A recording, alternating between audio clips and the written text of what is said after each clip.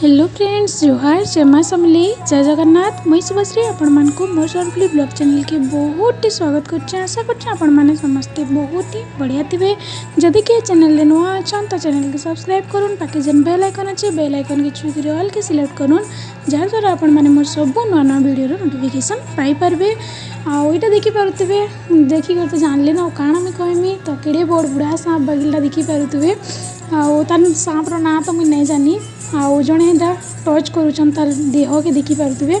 आउ इटा देखोनी भाई इटा खने बुई करी बाहरी पड़ले।